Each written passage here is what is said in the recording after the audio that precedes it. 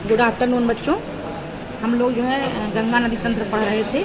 उसमें हम लोगों ने जो है फिगर के माध्यम से इतना देखा था कि दाईं ओर से गंगा नदी में कौन सी नदियां मिलती हैं, बाईं ओर से कौन सी नदियां मिलती हैं। तो बाईं ओर से कौन सी मिलती हैं जो है रामगंगा, सई, गोमती, शारदा और घाघरा, सरयू, राप्ती, गंडक, बूढ़ी गंडक और बागमती, और कोसी और महानंदा भी इसी क्रम में आती हैं। फिर दाईं ओर से कौन सी मिलती हैं, यमुना और टोंस मिलती हैं। उसके बाद जो है आ जाइए दक्षिण पठार में, जब गंगा दक्षिण तरफ भी जाती है, दक्षिण पठार से आकर के जो गंगा में नदियां मिलती, वो तो पहाड़ी क्षेत्र की नदियां हो गई। अब हम पठारी क्षेत्र की नदियां देखते हैं जो गंगा को ज्वाइन करती हैं। दक्षिण पठार से आकर कौन सी मिलती हैं सीधे गंगा में, टोंस और सोन है। टोंस जो है वो इलाहाबाद के बाद, और सोन जो है वो पटना से पहले गंगा में मिलती है। और गंगा नदी जो है वो सबसे अधिक लंबाई है उसकी यूपी में है। सबसे अधिक लंबाई इसकी किसकी कहाँ पर है, यूपी में है। और जब गंगा नदी जो है पश्चिम बंगाल में पहुंचती है तो गंगा की एक वितरिका जो है वो हुगली पश्चिम बंगाल से होकर के बंगाल की खाड़ी में चली जाती है। जब ये पश्चिम बंगाल में जाती है तो इसकी एक जो है वितरिका को ही हम इंग्लिश में क्या बोल सकते हैं, ट्राइब्यूटरीज बोल सकते हैं। मतलब दो पार्ट में बढ़ जाती है गंगा, और जो हुगली पश्चिम बंगाल से होकर के बंगाल की खाड़ी में जाकर के विलीन होती है।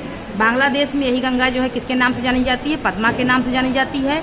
और जमुना ब्रह्मपुत्र से मिलती है, जो है क्या करती है, ब्रह्मपुत्र जो आपकी है जो हिमाचल प्रदेश में सिपकीला दर्रे से होकर के भारत में प्रवेश करती है, इस ब्रह्मपुत्र को हम जो है वहाँ पर क्या कहते हैं, जमुना कहते हैं बांग्लादेश में। और गंगा को क्या कहते हैं, पद्मा कहते हैं। ये दोनों मिलती हैं और आगे चल करके एक नदी और छोटी सी है, उसका नाम क्या है, मेघना है। मेघना से मिल जाती हैं और संयुक्त धारा जो है क्या करती है, मेघना कहलाती है। इन तीनों की, गंगा, जमुना और मेघना की संयुक्त धारा जो है मेघना कहलाती है।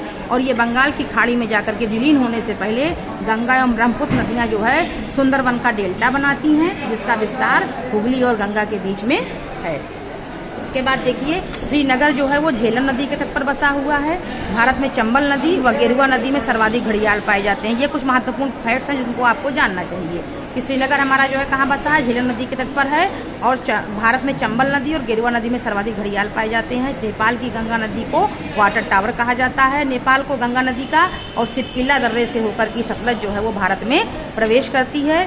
ब्यास और सतलज के संगम स्थल पर हरकी नामक बैराज है, जहाँ से जो है कौन सी नहर निकाली गई है, जहाँ से भारत की सबसे बड़ी जो है नहर इंदिरा गांधी नहर निकाली गई है, जिसको जो है राजस्थान की हरियाली कहते हैं। मतलब यही इंदिरा गांधी नहर जो यहाँ निकाली गई है, यही राजस्थान में हरियाली फैलाती है। उसके बाद देखिए हुगली नदी जो है वो विश्व की सबसे बड़ी विश्वासघाती नदी कही जाती है। ये क्यों कही जाती है, क्योंकि ये अपनी धारा को बार बार बदलती है।